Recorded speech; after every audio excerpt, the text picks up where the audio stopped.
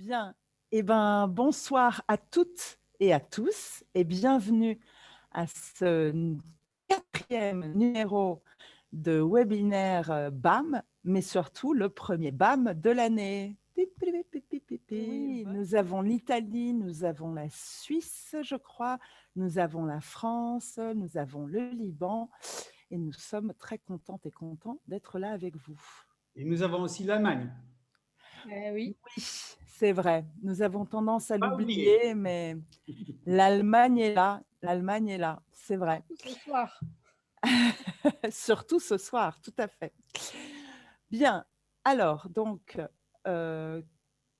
qu'est-ce qui va se passer aujourd'hui? Donc, nous allons bien sûr avoir l'accueil et je te laisse la main, Nadia. Oui, alors comme à l'accoutumée, on va reprendre un petit peu le concept des BAM, surtout pour ceux qui découvrent ce soir. Ensuite, nous allons nous présenter et nous allons présenter l'invité de ce soir. Ensuite, on va reprendre un petit peu concrètement c'est quoi un atelier et bien sûr l'invité qui n'est ni plus ni moins que Mathias Renner va nous introduire la Real-Time Strategy, stratégie intérieure avec le Lego Serious Play.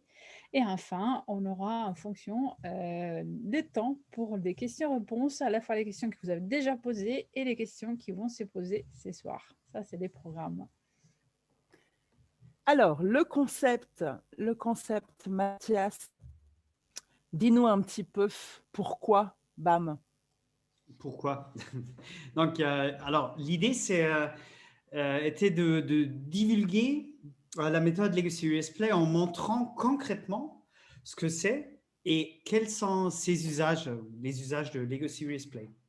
Alors, l'idée, c'est de donner la parole à des facilitateurs, à des facilitatrices du monde entier pour montrer la diversité de l'usage de la méthode.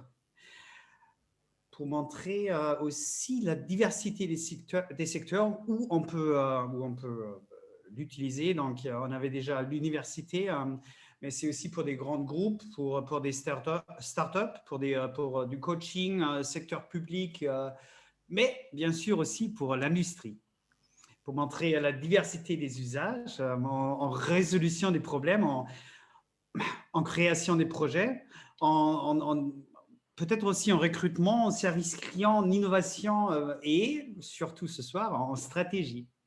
C'est aussi pour montrer les liens avec d'autres techniques. Donc la dernière fois, on avait le design thinking avec Marc Van Dijk. Non, on avait l'agilité. C'est vrai, pardon. Pardon, c'était l'agilité, mais on peut aussi utiliser pour des canvas et pour des focus groups. Comment est-ce qu'on fait ça? On invite des experts de différents secteurs pour qu'ils montrent une technique ou comment ils utilisent Lego Serious Play. Il faut qu'ils soient francophones et ils sont là pour échanger sur les pratiques et pour pouvoir… Et vous pouvez les poser des questions en direct et ils vont répondre en live. Ben voilà. C'est ça le concept BAM. Et BAM. Et BAM. Et alors, juste quelques mots rapidement pour nous présenter. Donc, je m'appelle Laetitia Ramberti, je suis formatrice et facilitatrice. Je dis que ma mission, c'est d'accompagner les équipes à mieux travailler ensemble en exprimant leur authenticité. Et pour ce faire, j'aime beaucoup utiliser la méthodologie Lego Serious Play, sur laquelle j'ai été formée par Robert Rasmussen en 2015. Et donc, depuis, j'anime des ateliers seule, en équipe, pour des petits groupes, pour des très grands groupes, aussi bien dans des entreprises que dans les secteurs publics, que pour des startups. Et voilà, donc ce que j'aime vraiment beaucoup de cette méthode, c'est la capacité que les personnes ont très rapidement de communiquer entre elles, de se comprendre et d'être vraies. Ça, c'est ce qui me plaît le plus. On va laisser se présenter Nadia, puisque toi, tu vas avoir une double présentation. Donc, honneur à Nadia. Oui, alors moi je suis Nadia Benedetti ou Nadia Benedetti, je suis italienne et française Et je suis facilitatrice et formatrice dans la mesure où je m'occupe de faciliter l'intelligence créative des équipes et je forme à la facilitation d'intelligence créative. Donc, qu'est-ce que ça veut dire? Ça veut dire qu'en gros, je mets en place des dispositifs qui accélèrent la capacité des équipes à sortir leur talent créatif pour trouver des solutions innovantes, soit à des problèmes complexes, soit à des problèmes tout à fait nouveaux. Voilà. Et je fais ça en français et en italien, seule ou en équipe, en effet. Et entre autres, j'utilise certes les dispositifs ludiques, mais beaucoup le Lego Serious Play parce que c'est vrai que le pouvoir des métaphores est très évocateur et ça permet d'aller bien au-delà de la sémantique des mots. Et c'est ça qui enrichit énormément le travail, surtout quand on va vers l'imagination. Et avec nous, donc, notre invité du soir, Mathias. Merci. Alors, je m'appelle Mathias Renner. Je suis coach, je suis médiateur et surtout, je suis facilitateur en méthode Lego Serious Play. Je travaille avec du Lego Serious Play depuis 2016 et c'était là où j'étais formé de Robert Rasmussen. Et je pense que le reste, je vais le raconter après, pendant ma présentation. Ça vous va? Oui. Ça nous va très bien. J'essayais de régler mes lumières, mais voilà. Alors, qu'est-ce qui fait la particularité de cette méthode? On ne va pas s'y attarder de toute façon. Oui, On en a beaucoup parlé lors du premier BAM que nous avions organisé l'année dernière. Donc, ce que nous voudrions, en fait, c'est d'avancer plutôt sur certaines spécificités de la méthode. Mais si vous voulez en avoir un aperçu global, notre invitation, c'est d'aller sur la chaîne YouTube. Vous avez l'adresse qui est là. Parce que là, vous retrouvez tous les épisodes que nous avons mis en place jusqu'à ce soir et aussi l'idée ce soir, dès qu'il sera prêt.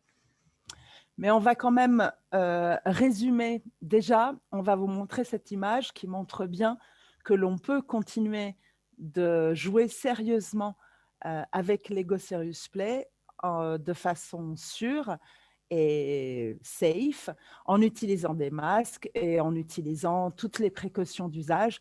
C'est aujourd'hui possible de retourner en salle, enfin, à moins qu'on soit confiné bientôt. Mais tant qu'on n'est pas confiné, on peut continuer de travailler. Et tout commence par les skill building. Donc, l'idée de BAM, c'est aussi de vous illustrer comment ça se passe concrètement lorsqu'on fait un atelier Lego Serious Play au-delà de la théorie. Quand on est en salle avec les briques, qu'est-ce qui se passe? Donc, première étape, c'est la construction des compétences, les skill building. C'est une bonne 45 minutes, 1 heure. Et l'idée, c'est de mettre tout le monde au même niveau en termes des capacités de construction. Capacité de construction des métaphores à partir des briques Lego et mettre ensemble plusieurs métaphores pour faire des histoires un peu plus complexes. Donc, le but, c'est qu'à la fin de cette étape, tout le monde est à l'aise et donc ce ne sera plus par la suite un problème ou en tout cas une difficulté de construire des métaphores, construire des histoires. Tout le monde sera au même niveau, indépendamment en fait de l'expérience personnelle de construction avec les Lego. Même si on n'a jamais utilisé des Lego auparavant, grâce à cette étape, on est en mesure par la suite de se sentir à l'aise avec ça et avec le langage métaphorique. Et dans l'épisode 2, on continue, enfin ça c'était pour l'épisode 1, donc vous retrouverez sur la chaîne YouTube l'épisode 1 avec entre 19h10 et 19h30 à peu près l'explication des skills building. Dans l'épisode 2, nous vous avons raconté qu'est-ce qu'il se passe après avec le modèle individuel. C'est-à-dire qu'avec cette étape, on rentre vraiment dans le vif du sujet. Et c'est d'ailleurs à partir de cette étape que nous allons utiliser des kits Lego Serious Play plus riches qui donnent la possibilité aux personnes de construire encore plus de métaphores. Donc, chacun est invité à construire, pardon, j'avais des fenêtres qui s'ouvraient, à construire avec les briques Lego une réponse à un défi qui est posée par le ou la facilitatrice, le facilitateur ou la facilitatrice. Donc, cette construction individuelle, c'est vraiment le fondement pour toute autre étape de l'atelier. Avant de commencer à construire ensemble, on construit sa réponse individuelle.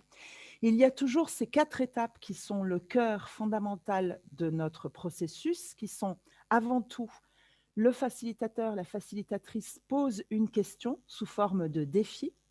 Ensuite, les participants construisent leur réponse en faisant un modèle qui va être encore plus riche de métaphores et plus complexe aussi dans sa forme. Ensuite, on partage l'histoire des modèles en étant bien attentif toujours à parler du modèle.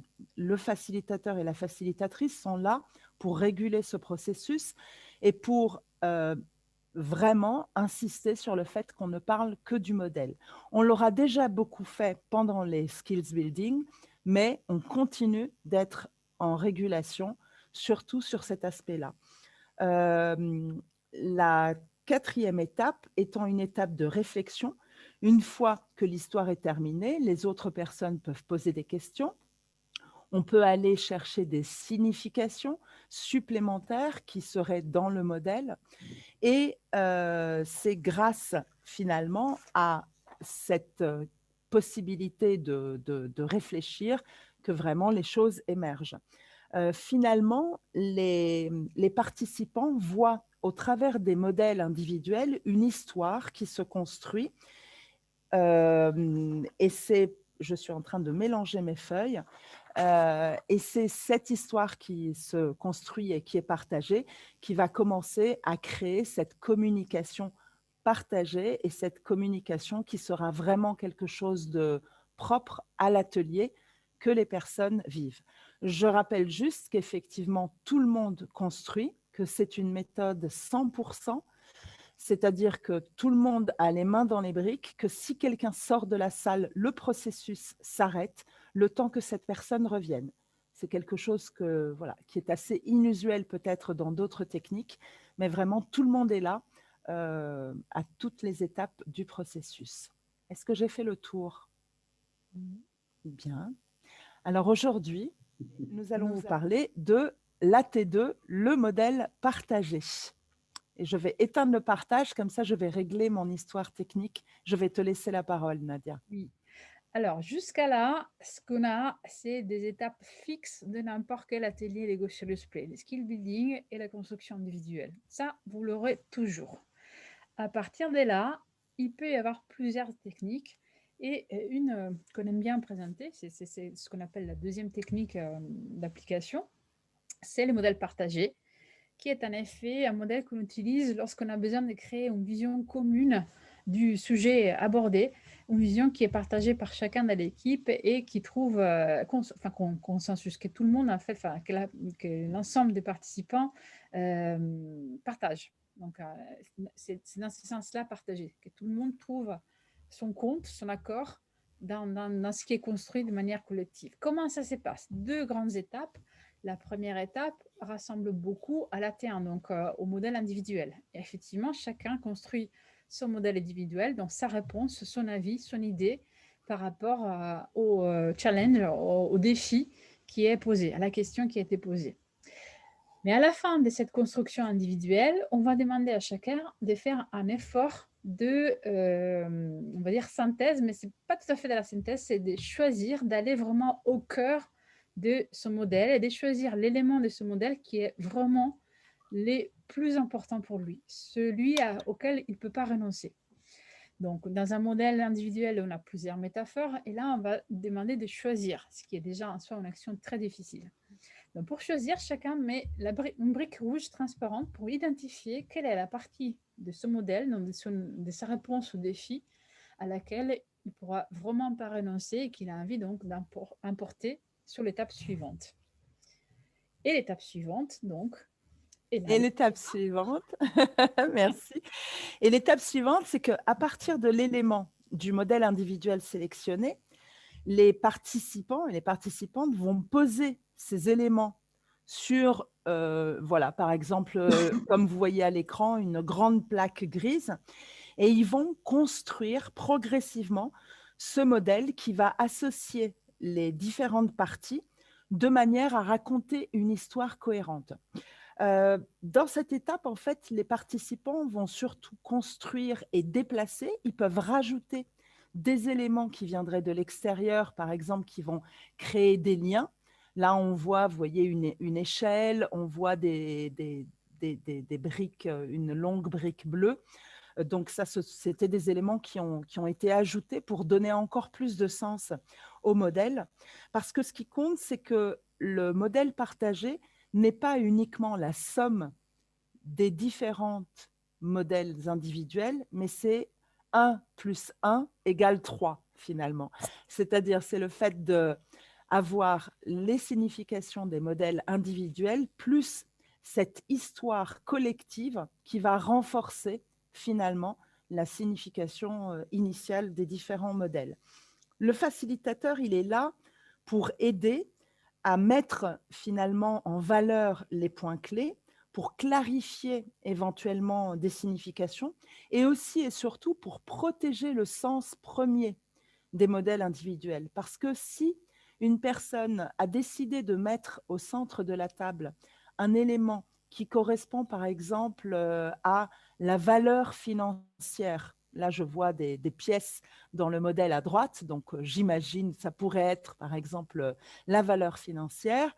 Si les personnes autour disent ou commencent à dire que cet élément correspond aux bénéfices de l'entreprise, la facilitatrice ou le facilitateur est bien là pour vérifier que le sens premier du modèle est respecté et qu'il n'y a pas qu'on ne change pas, on ne change pas en cours de route la signification du modèle. Il ou elle est là aussi pour vérifier que tout le monde participe. C'est une étape qui dure le temps qu'il faut, c'est-à-dire on n'a pas un temps limite maximum, mais on le voit, la facilitatrice ou le facilitateur va, au moment où il voit que l'histoire a commencé à se construire, que les participantes et les participants ont effectivement à peu près relié les différents éléments, alors que jusqu'à présent, il ou elle est resté en retrait, va commencer à venir et va demander aux constructeurs si effectivement ils sont satisfaits du résultat, si tout ce qui est inclus dans le modèle partagé semble important, si les éléments, va aussi vérifier si les éléments qui ont été laissés de côté au départ sont toujours non nécessaires et doivent toujours être laissés sur le côté, ils ne doivent pas être rajoutés peut-être au modèle. Et finalement, lorsque l'histoire est prête, ce facilitateur ou cette facilitatrice va questionner tous les participants un peu à tour de rôle, de façon assez rapide, en commençant par n'importe quel endroit du modèle, pour vraiment vérifier que tous sont d'accord sur le sens de l'histoire, le sens des modèles des différentes parties, et pour qu'ils aient vraiment développé ce langage commun qui est de raconter le sens général du modèle partagé, en imaginant que quelqu'un de l'extérieur pourrait rentrer dans la pièce et n'importe qui autour de la table serait capable de raconter à quoi correspondent tous les éléments qui sont sur le plateau. Moi, j'ai l'habitude d'utiliser en fin de modèle partagé quelque chose qui nous avait été appris par Robert Rasmussen, qui est de demander de 1 à 10 comment les participants se sentent par rapport à ce modèle. Parce qu'il est clair que comme dans la vie, on ne peut pas vraiment avoir de consensus global et être toujours d'accord à 100%. Donc l'idée, c'est de leur demander, plutôt que de dire est-ce que vous êtes d'accord, ou c'est un peu binaire, oui, non. Et en général, pour suivre le groupe, les gens diraient oui. Je leur demande comment vous vous sentez de 1 à 10. Donc, si la plupart des participants sont à 8, 9 ou 10, bon, ça va. Mais à partir de 7, je leur demande qu'est-ce que vous pourriez modifier dans ce modèle partagé qui vous ferait monter à 9 ou 10. Et d'ailleurs, on en parlait tout à l'heure, on discutait de cette petite anecdote qui m'était arrivée. Je travaillais avec une équipe, en fait, c'était un atelier où on était 8 facilitateurs. Et donc, chacun avait une table avec 8 personnes. Donc, les 8 participants qui étaient autour de ma table ne se connaissaient pas, mais travaillaient pour le même grand groupe international. Et le thème de l'atelier, c'était renforcer la collaboration au sein des équipes. Et donc, le modèle partagé était effectivement porté sur ça, c'est-à-dire sur un travail collaboratif. Et je fais mon tour de participants. Il y a une participante, tout le monde était à 8, 9, 10. Et puis, il y a une participante qui me dit, moi, je suis à 7, voire 6. Alors, moi, je trouve ça, c'était intéressant parce que c'est quelque chose qui n'arrive pas souvent. Et du coup, c'est quelque chose qui est intéressant parce qu'on va questionner. Et j'ai questionné, j'ai dit qu'est-ce qui manque ou qu'est-ce que vous pourriez changer sur le modèle qui vous permettrait de monter à 9 et 10. Et elle a commencé à expliquer à ses camarades que d'après elle, le modèle était un peu trop à plat et que pour expliquer la collaboration, il fallait lui donner peut-être plus de visibilité et qu'elle aurait aimé commencer à monter le modèle. Vu que c'était une grande plaque grise, elle ne pouvait pas le faire seule.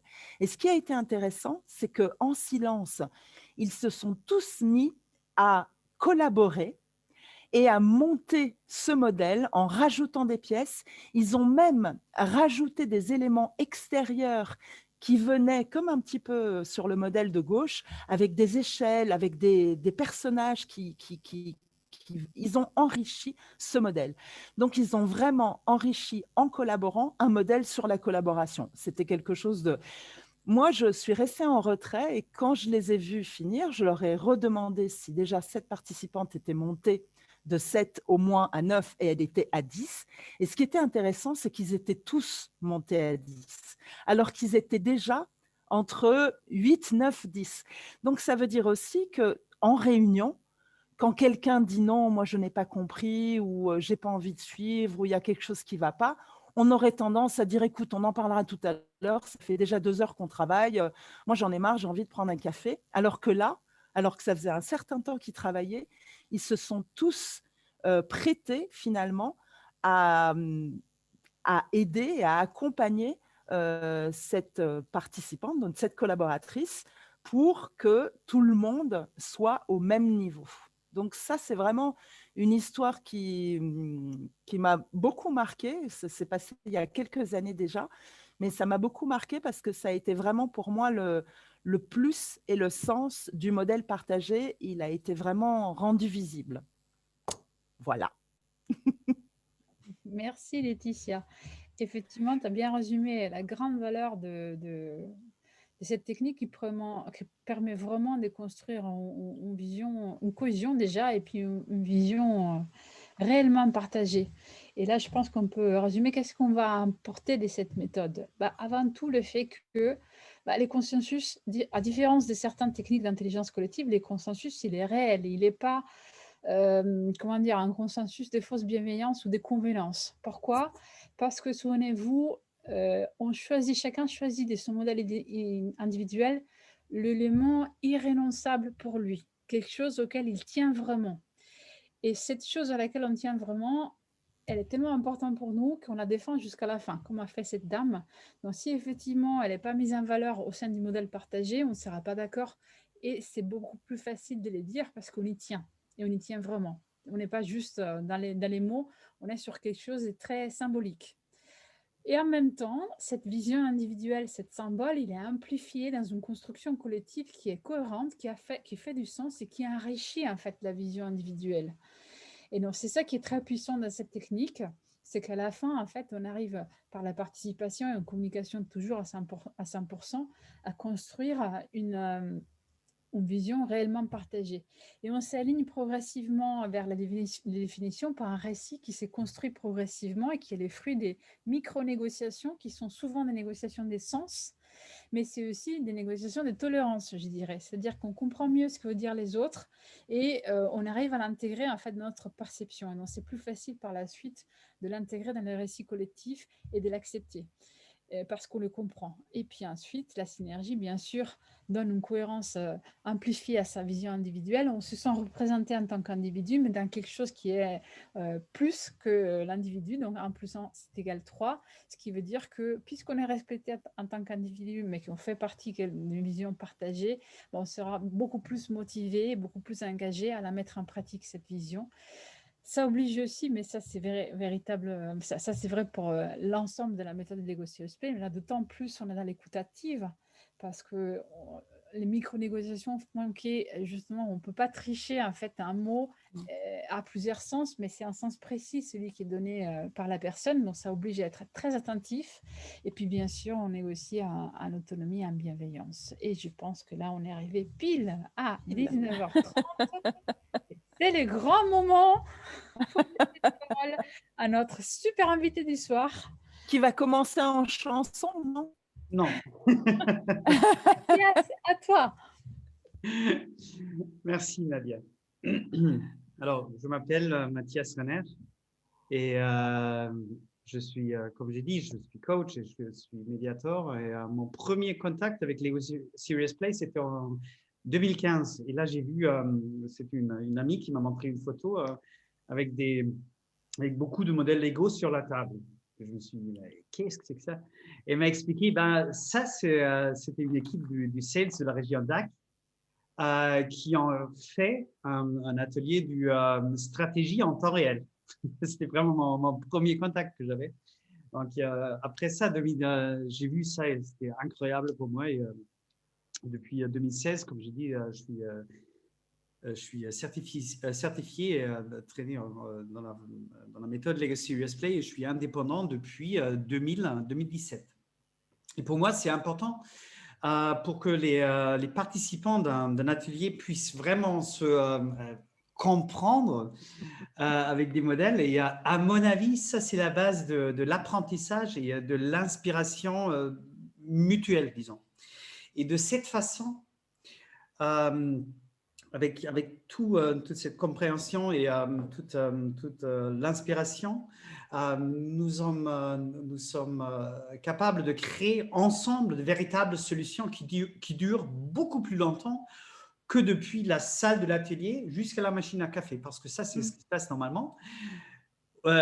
Au plus tard, la machine à café, c'est le premier qui dit ben, ça ne va jamais fonctionner. Alors, je vais vous présenter aujourd'hui, parce que c'est l'anniversaire, cette année, c'est l'anniversaire de Lego Serious Play, et on va vous présenter la stratégie en temps réel. C'est pour ça que j'ai amené quelques photos d'un atelier que j'ai fait. J'avance. S'il te plaît, chez un client. Mais d'abord, pourquoi est-ce qu'on a besoin de la stratégie en temps réel? Alors, qu'est-ce que c'est? Donc, il y a la stratégie en temps réel ou RTS, le Real Time Strategy. C'est un processus d'élaboration d'une stratégie en continu dans un monde imprévisible. Mais qu'est-ce que ça veut dire? Je pense depuis quelques mois, on sait très, très bien que la réalité est quelque chose qui est très volatile, qui est incertaine, qui est vraiment complexe et ambigu. Et dans ce monde, elle change plus vite que que les plans qu'on a prévus. Alors, c'est-à-dire les processus traditionnels de stratégie sont de moins en moins adaptés, mais pourtant, les équipes et les organisations doivent continuer de prendre des décisions. Et des décisions des décisions en étant coordonnées. Mais pourquoi choisir des mots comme ça? Coordonnées. Ah, pardon. Et en pleine conscience voilà. des enjeux et des problématiques. Alors ça, c'est difficile à comprendre. C'est pourquoi j'ai amené un exemple. Et la situation de l'entreprise, c'était un cabinet d'architectes. C'était 8 architectes qui se concentrent sur l'immobilier commercial. Et à cause de Covid, les missions diminuaient et avec le télétravail des clients, les bureaux n'étaient plus nécessaires. Et la majorité des commandes bien sûr, été mise en attente. Donc, pour les architectes, c'était vraiment une crise imprévue et ça a complètement paralysé la société. Et cet atelier, ça a duré que 2 jours, hein, pas plus. Donc, voilà. Alors, comment est-ce qu'on commence dans le RTS, dans la stratégie en temps réel? Bien sûr, comme toujours, avec des AT1, avec des modèles individuels.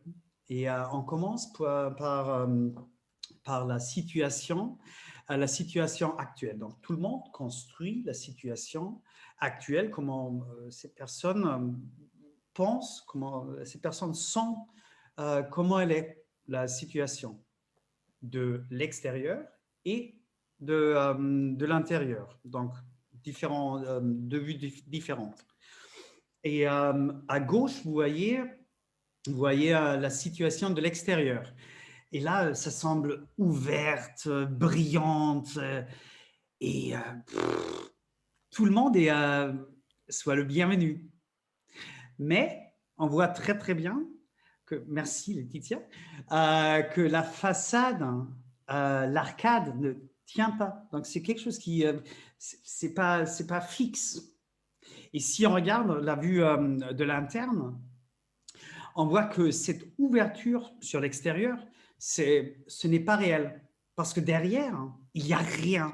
Donc, tout, c'est que façade. Donc, c'est juste une belle vue de l'extérieur et voilà, c'est tout. Modèle à première personne. Un autre modèle, je me souviens, c'était le chef. Donc, aussi à gauche, ce qu'il a construit, la vue depuis l'extérieur, c'était la protection. Il a dit au début, c'est la protection vers l'extérieur, la protection de la connaissance des employés. Mais après, il a vu que ce n'était pas une protection, c'était plutôt du protectionnisme. Et depuis l'interne, à droite, on voit les employés, ils sont comme des rois. Ils sont sur un podium de la victoire. Et il a dit que ces employés, c'est le plus grand atout de l'entreprise parce que sans eux, c'est rien, il n'y a plus rien. Et peut-être encore un troisième modèle, donc le modèle de l'assistante. Et ce qu'elle a construit depuis l'extérieur, c'était la personne de contact pour les clients et les fournisseurs. Mais en interne, elle a dit, tout passe par l'assistante et elle a dit, elle soutient énergiquement les employés. Et ça, c'est visible. Elle a une visibilité de tous les côtés. Et je ne connais pas le mot français. Elle se sentait comme un bottleneck. C'est quoi le mot français? C'est pas gentil, tu aurais dû nous prévenir, comme ça on n'aurait pas on n'aurait pas semblé idiote comme ça, quoi. Battle quoi? Bottleneck. Donc, une bouteille, donc c'est très étroit, donc toutes les informations passent par elle. Ah, c'est le goulot d'étranglement. Ouais. Voilà, très bien, merci bien pour… Alors attends, goulot, merci Alexandra. Bah oui, tu vois, heureusement qu'on a des copines dans l'assemblée, hein, parce que bon. Alors, donc ça, par exemple, c'était 3 modèles individuels. Et Voilà. ensuite, qu'est-ce qui s'est passé? Ce qu'on fait avec, c'est un modèle partagé. D'accord. Une vision commune. Donc, ils ont construit une vision commune. Et je pense qu'on voit très, très bien que c'est quelque chose qui est très fermé, qui est très étroit, qui est presque oppressant. Et le chef, il a dit les employés sont considérés comme le plus grand bien, mais pourtant, c'est pas la perception ce qu'ils ont. Alors, la vue sur le présent. Comment est-ce qu'on continue maintenant? On la met sur la table. J'aime beaucoup cette slide. C'est une de mes préférées. On pourrait arrêter là. Comment on pose ça sur la table? Et en même temps, c'est important de le dire. Absolument. Pour après. Oui. Absolument. Et Après, ensuite? après, on construit encore des modèles individuels, la situation souhaitée. Donc, la situation souhaitée par tout le monde. Et après, on crée un modèle partagé. Et vous voyez, donc c'est complètement différent que l'autre. C'est moins étroit, c'est beaucoup plus ouvert, hein. Et ce qu'on voit à gauche, à droite, en haut, en bas, des contacts vers l'extérieur. On voit à gauche le bateau, on est dans le même bateau avec les clients et la partie en bas, au milieu, ça montre qu'on attaque même de nouveaux marchés avec les fournisseurs pour gagner de nouveaux clients.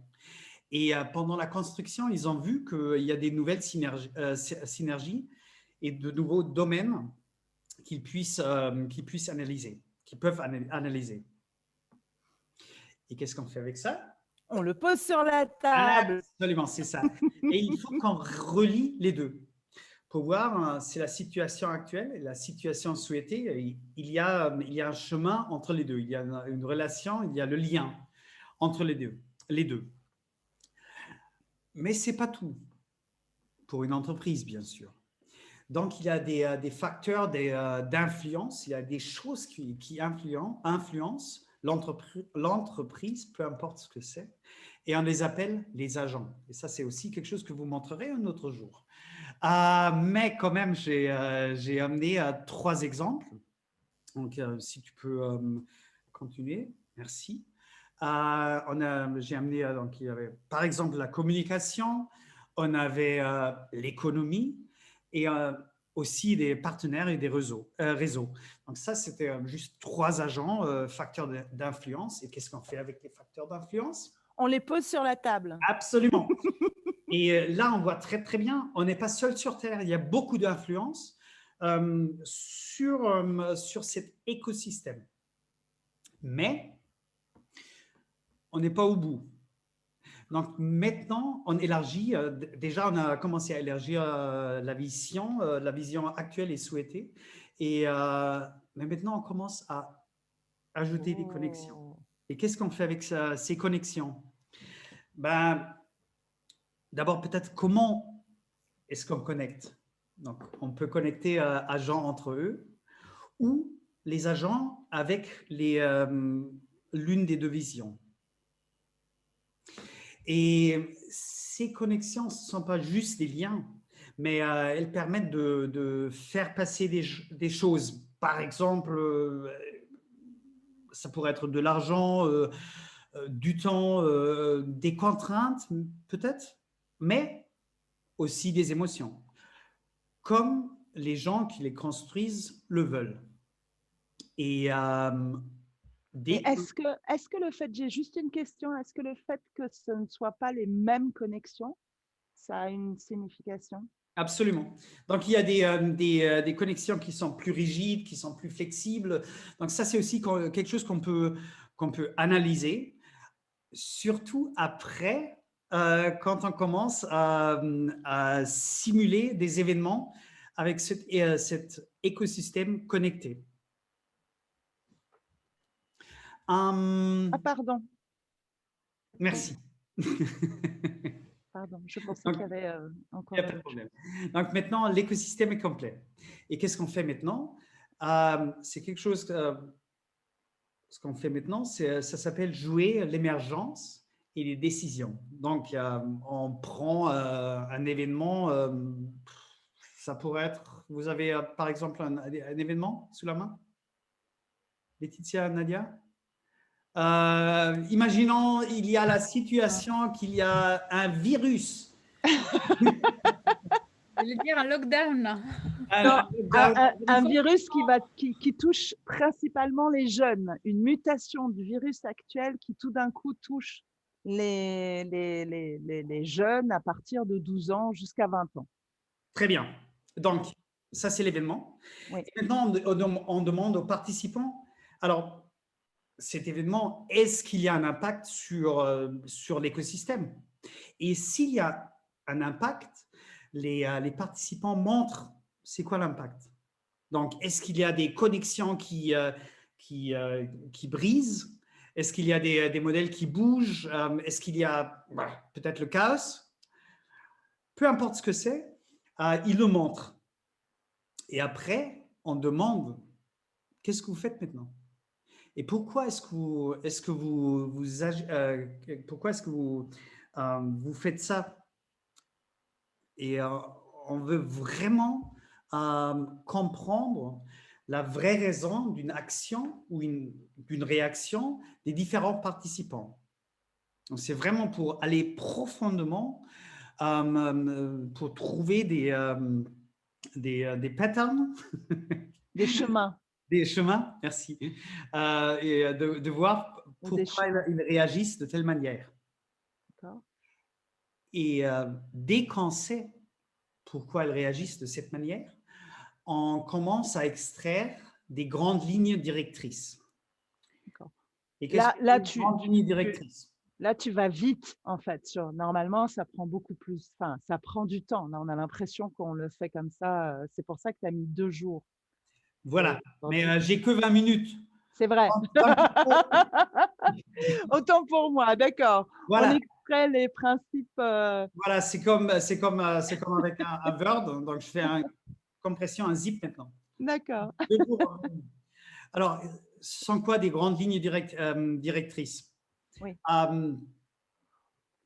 Peut-être vous faites du ski. Donc là, des grandes lignes directrices, ça pourrait être fais gaffe aux arbres si tu descends la piste. Ou peut-être Moi, j'en ai une. Essaye arrive- d'arriver debout. absolument, absolument. Et pas sur, comment est-ce qu'il chante Johnny Holiday, pas sur la gueule. Hein. Voilà. Donc ça, ce sont deux grandes lignes directrices qu'on utilise si on descend de la piste pendant qu'on fait du ski. Donc, en effet, pour une entreprise, les grandes lignes directrices se servent comme boussole, en cadre référence dans une situation inconnue. Et voilà. C'est ce qu'on fait avec le Real-Time Strategy, avec la stratégie en temps réel, avec Lego Serious Play. Donc, pour résumer, est-ce que tu te sens de résumer en lisant cette dernière diapositive? Absolument. Donc, on commence, encore une fois, toujours avec le AT1, avec les modules individuels. Mais c'est d'abord de créer la situation actuelle, après la situation souhaitée. On relie les deux identités, on les combine, et puis on construit des agents autour des identités, parce qu'on n'est pas seul sur Terre, et on lie les éléments, les agents, les modèles partagés entre eux, et pas seulement des liens, mais on crée des connexions significatives.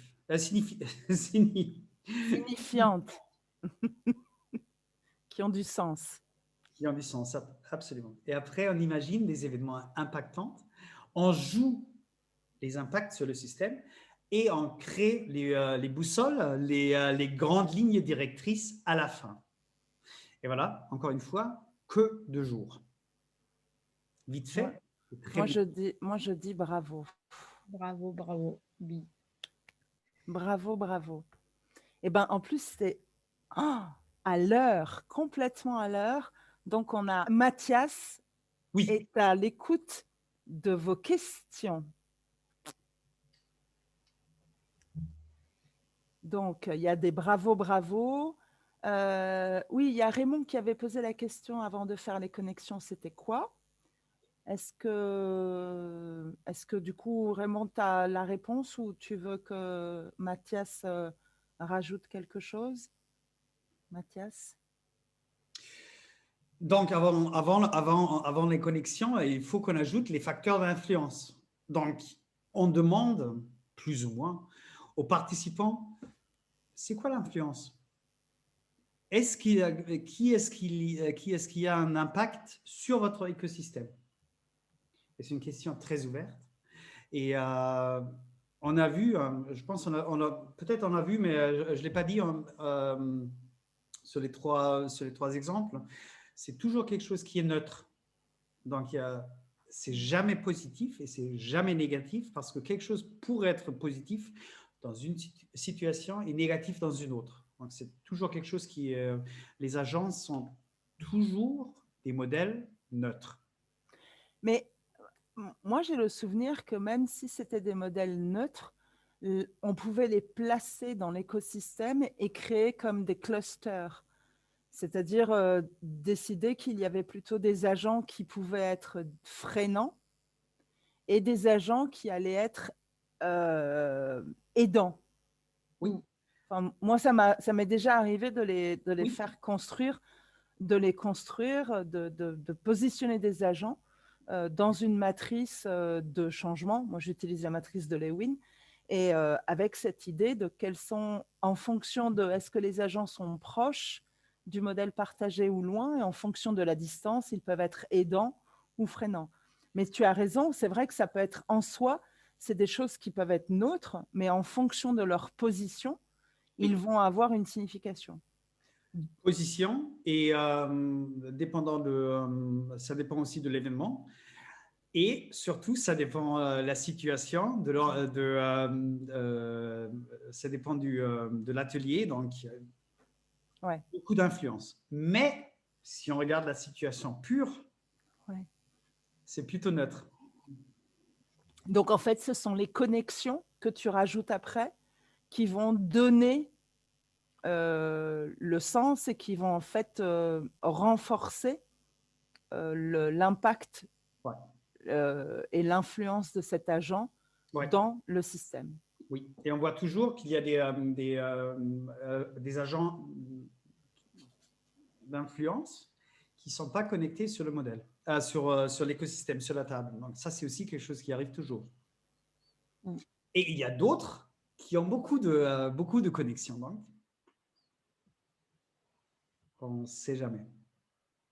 Et moi, j'ai une question, s'il n'y en a pas d'autres.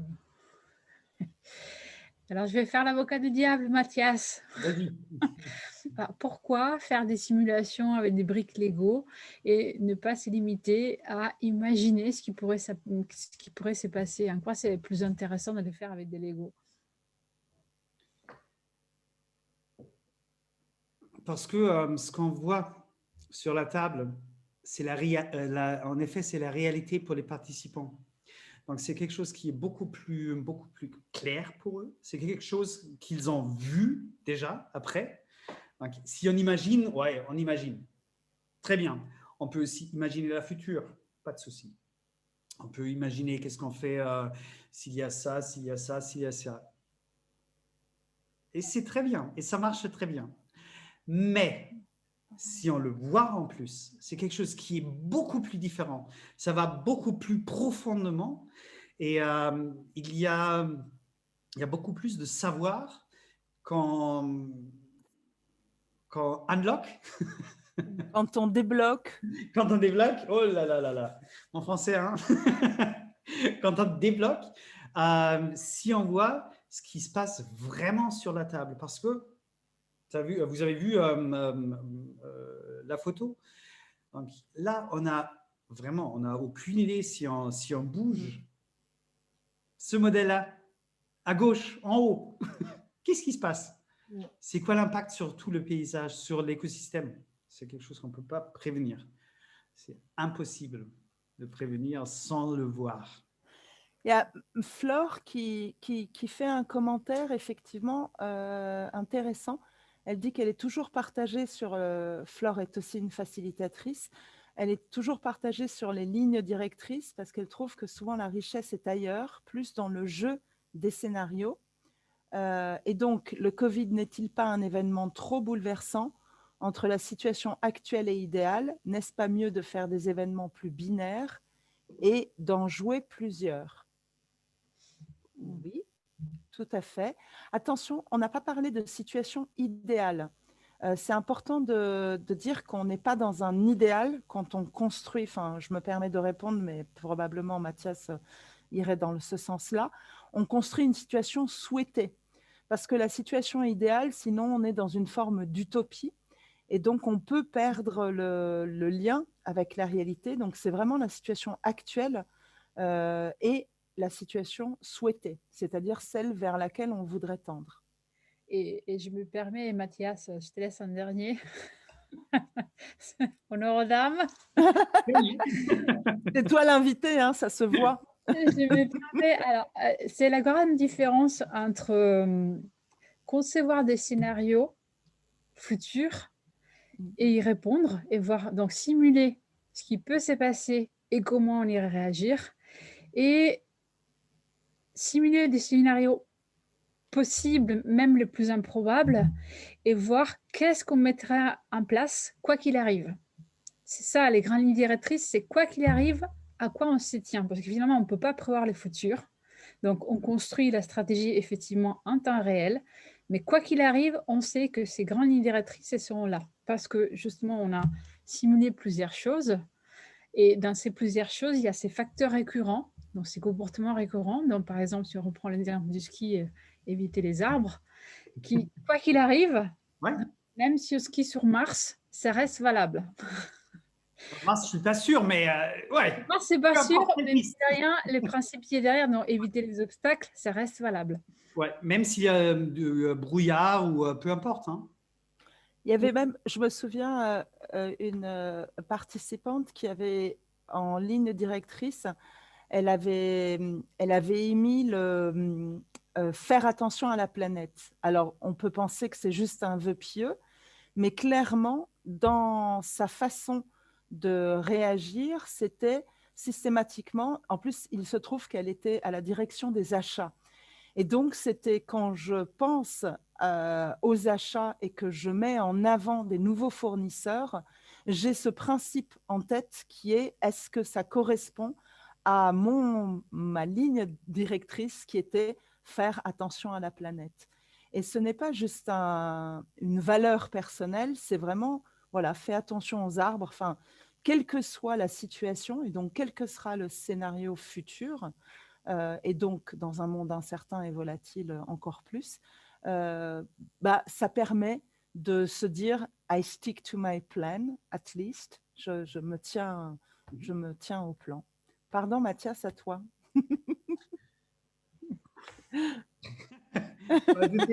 Donc, alors, peut-être encore le fait que les grandes lignes directrices, c'est vraiment quelque chose qui est tellement puissant. Donc, il y a, c'est pas, ouais, on crée quelque chose comme, ouais, on arrive debout, pas de souci, bah, fais gaffe aux arbres, ouais, bah, c'est clair. Non, c'est quelque chose qui aide vraiment et qui fait vraiment, vraiment une différence pour les équipes, pour les entreprises. Et même là, les architectes, aujourd'hui, hein, ils vont très, très bien. Ils sont même, si je me souviens bien, ils sont 11 ou 12 maintenant. Donc, ils ont même embauché des gens et ouais, ça va très, très bien pour eux. Alors, est-ce qu'on a répondu? Oui, on est remercié, donc c'est bien. Est-ce que, en attendant que vous réfléchissiez aux prochaines questions, est-ce qu'on ne lancerait pas la vidéo de Simona qui interviendra en mars? Oui. Oui. Pour appâter l'Assemblée. Et comme ça, vous avez le temps de réfléchir à quelques dernières questions. Et si vous voulez les poser dans une autre langue que le français, on pourra traduire pour vous. Voilà. Bonjour, je m'appelle Simona, je suis italienne et j'habite l'Italie. Depuis toujours, je m'occupe de marketing intelligence dont les études consommateurs, les études de marché font partie. Et j'ai rencontré la méthodologie Lego Serious Play en 2014. J'ai pris ma certification avec Robert Rasmussen et ça a été tout de suite un véritable coup de foudre avec cette méthodologie. Je n'ai tout de suite compris le potentiel pour rendre les études qualitatives, en particulier les focus group. et les interviews personnelles encore plus efficaces. Et c'est vrai que depuis des années, j'utilise le Lego Serious Play dans mes études Cali, surtout si je dois rencontrer des cibles un peu spéciales ou rentrer dans des thématiques qu'on dirait délicates. Et l'efficacité est vraiment surprenante. Eh bien, je serais ravie de pouvoir partager avec vous mon expérience, vous donner des petites astuces et des petits conseils à propos de comment utiliser le Lego Serious Play dans le domaine des études de marché. Parfait. Et voilà, et bam! Et bam, tu vois, bravo. Et effectivement, ça se passera, ça sera le 10 mars. On va garder cette slide, le temps pour les participantes et participants de réfléchir, de poser les dernières questions, s'il y en a. Sinon, nous sommes complètement à l'heure aujourd'hui. Il est 20h pile maintenant. Donc, la parole est encore à vous. Ou à Nadia, si tu avais une dernière question. La question qu'on pose toujours à nos invités, on peut la poser aussi à Mathias. Si tu reviens en arrière, en quoi tu trouves, Mathias, que la méthode Lego Serious Play a un fort impact dans tes utilisations, en fait? En quoi tu trouves... Alors, je ne me souviens plus la formulation précise, mais en gros, c'était où tu trouves... C'était ça, je crois. C'était quels sont les impacts. C'est ça. Well done, Guy. The formal is very nice. Merci, grazie. Ciao, bella. On se voit bientôt. Merci, Flore. À bientôt. Bon appétit. Donc, oui, je crois que la formulation, c'était en quoi la méthode, quel est l'impact, quels sont les impacts principaux que tu vois grâce à la méthode, en utilisant la méthode Lego Serious Play. C'est un truc comme ça, je crois. Alors, quand on l'utilise, c'est plutôt ça? Quand toi, tu l'utilises, qu'est-ce que tu trouves? Quel est pour toi l'impact majeur, en fait, de cette méthode? Qu'est-ce qu'elle apporte de plus? Le fait que les gens puissent se comprendre. Alors, attends, Parce que pour moi, c'est vraiment la base. Hein? Parce que normalement, on ne se comprend jamais. C'est l'erreur dans la communication. On pense il y avait une communication, mais en effet, on n'a rien compris. C'est ce qui se passe normalement. Et c'est ce qu'on voit dans la plupart des projets. Donc là, c'est vraiment la compréhension qu'on a. Et puis, à part de ça, avec ça, on peut tout faire, en effet. Surtout si on n'a pas le temps. Si on n'a pas le temps, on peut toujours jouer. Non, mais c'est vrai. Hein. Oui, c'est vrai, ça va vite. Ah ouais, ça va absolument vite. Ça va très, très vite. Ça va très profondément. Et pour moi, c'est... j'ai aucune idée comment je pouvais travailler avant. Hein. Donc, contrairement à ce qu'on peut penser quand on propose des ateliers Lego Serious Play, souvent on dit on n'a pas de temps à perdre pour jouer, etc. Toi, tu dis clairement, au contraire, on gagne du temps. Absolument, absolument. Parce que imagine hein, ce que j'ai fait avec le stratégie en temps réel, hein, c'était que 2 jours. Et normalement, qu'est-ce qui se passe? On discute. Et les gens qui discutent normalement, ce sont 20% des gens. Et le reste, normalement, ils n'écoutent même pas. Hein. Et voilà. Et là, il y a tout le monde qui participe. Pardon, j'ai un invité surprise. Et puis, je trouve aussi que par rapport à la stratégie en temps réel et à la présentation excellente que tu en as fait, parce que c'est vraiment difficile de les résumer en à peine 20 minutes. Hein. C'est 2 jours à résumer en 20 minutes, c'est vraiment bravo pour l'avoir fait. Et mine de rien, il faut considérer que ces 2 jours, c'est 2 jours où on construit en même temps l'essence de l'équipe, la cohésion plus forte, où on aligne les visions. La vision des soins aujourd'hui, la vision des soins en tant qu'organisation en fait demain. On clarifie quels sont les agents pour chacun. L'écosystème, il est fait de quoi? Tout le monde n'a pas la même perception en fonction du poste qu'il occupe dans l'organisation. Il pense que c'est certains agents plutôt que d'autres. N'a pas la même perception non plus de l'impact. Et donc, tout ça, ça s'aligne quand, quand c'est bien mené. Ouais, et on a un team building gratos. Oui, ce qui n'est pas, c'est l'effet, le double effet qui se coule en fait. C'est-à-dire, c'est l'effet caché parce que ce n'est pas pour ça, on l'a bien dit lors du premier épisode, que Lego Serious Play, ce n'est pas des ateliers de team building, mais c'est un effet.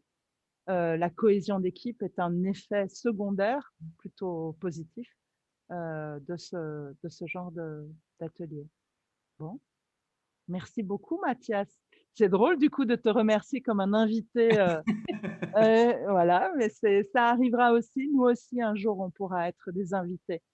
Je propose que Nadia aussi vienne nous parler peut-être des scénarios futurs ou du jeu plus généralement. Tu choisiras ton thème. Pourquoi la méthode négociation est-elle plus pratiquée par les adultes? Une question entre-temps.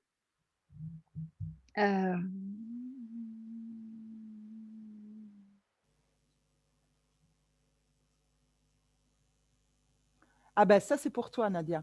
Ah, à moins que Mathias veut répondre. Bah, la question avec les enfants, tu peux répondre toi sur… Oui, oui. effectivement. Oui, absolument. Et ça, c'est fait d'ailleurs. Hein. Ça ne s'appelle pas Lego Serious Play parce que Lego Serious Play ne fait pas de la thérapie, ce n'est pas sa vocation. Mais l'utilisation des briques Lego pour faciliter l'expression des enfants, les aider à exprimer surtout des choses qui peuvent être douloureuses, ça c'est fait. C'est la thérapie faite avec des Lego et ça aide beaucoup effectivement parce que ça donne aux enfants sur plusieurs niveaux, ça donne des appuis.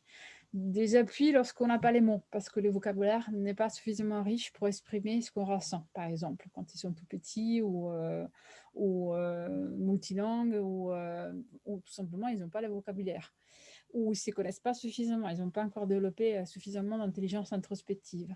Aussi parce que parfois les mots sont difficiles à dire. Et donc, c'est beaucoup plus facile de l'exprimer avec des images qu'on construit, qu'on a dans la tête, parce qu'on pense par image, et que du coup, on matérialise avec des briques Lego.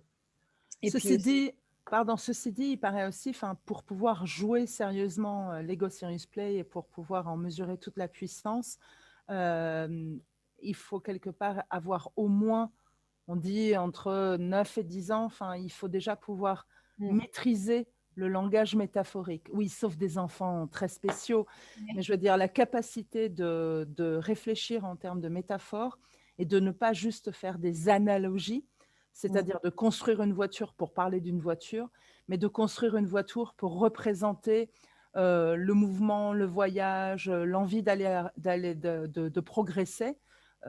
Tu vois, c'est…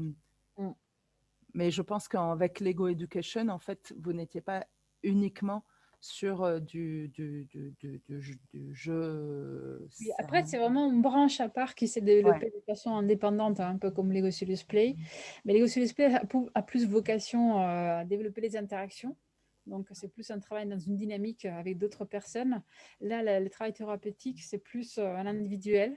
Pour les adultes, ce sera plus de l'ordre du coaching. Pour les enfants, mais aussi pour les adultes, c'est vraiment de la thérapie. Donc c'est vraiment faciliter le fait qu'on puisse sortir des mots ou mettre des mots sur des choses qui sont difficiles à dire pour des raisons diverses et variées. Et le fait que ce soit des choses que l'enfant construit, ça lui laisse plus de liberté. C'est ça qui… Bon, voilà, ça c'est l'outil. Et après, une fois de plus, c'est pas la brique qui fait la thérapie, c'est la thérapeute ou le thérapeute qui fait la thérapie. Et la brique n'est qu'un moyen, un médiateur, un facilitateur, si vous voulez, d'expression. Mais ça c'est fait. Surtout, il y a des recherches en Angleterre. Moi, j'ai aussi planifié à travailler avec des autistes, faire du Lego Serious Play, donc ouais, absolument. Et je sais qu'il y a des gens qui le font aussi, des collègues qui travaillent. Oui. Bon, il est déjà donc 8h09. Nous remercions les derniers participantes ou participants parce que 8807 06 01 1941, on ne sait pas si c'est un participant ou une participante. On va peut-être fermer Ouvrir le microphone, s'il y a encore quelque chose. Ouvrir les microphones s'il y a encore quelque chose. Remercier. Alors, Bonsoir. je tenais quand même à dire 2 mots parce que c'est moi qui viens d'envoyer la question par rapport aux enfants. J'étais pas au courant. J'ai eu la chance d'assister à un atelier de Mathias et c'est vrai que ce que je connaissais des Legos, c'était que les enfants jouaient avec ça pour nous laisser tranquilles. Mais j'étais impressionnée après l'atelier parce que j'ai eu affaire à des directeurs, comme des employés, comme des personnes très âgées. Il y avait un joli mélange dans la salle et que j'ai un peu parlé à tout le monde. J'ai vu que les gens, pareil, les idées étaient mitigées, que les gens ne savaient pas forcément ce que ça voulait dire. Et j'ai vu que pendant et après, les gens étaient tellement impliqués sans se rendre compte. Ils construisaient sans se rendre compte, mais finalement, il y avait des idées derrière. Donc, j'étais vraiment impressionnée. De là où je me suis dit, ça serait vraiment intéressant d'élargir ce domaine et d'impliquer peut-être une autre clientèle, pas forcément des adultes ou des sociétés, comme je viens de dire, pour des enfants qui ont des soucis, qui peuvent exprimer leur douleur sur des Legos, parce qu'on peut quand même exprimer des idées qu'on ne peut pas forcément dire avec des paroles.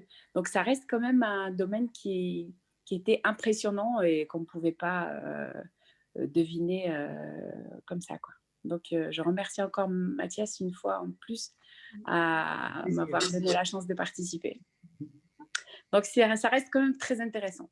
Je vous remercie. Merci pour ce partage. Merci à Vous toi. n'avez aucun doute, mais c'est bien de le dire. Merci, madame. Je vous souhaite une bonne soirée. Bonne soirée. Merci. Bonne soirée à tous, à toutes. Et on vous donne rendez-vous le 10 mars pour découvrir de nouvelles aventures et de nouvelles expériences concrètes avec Simona Orlandi autour de la méthodologie Lego Serious Play et le marketing, et aussi les études qualitatives avec les clients, avec des focus group par exemple.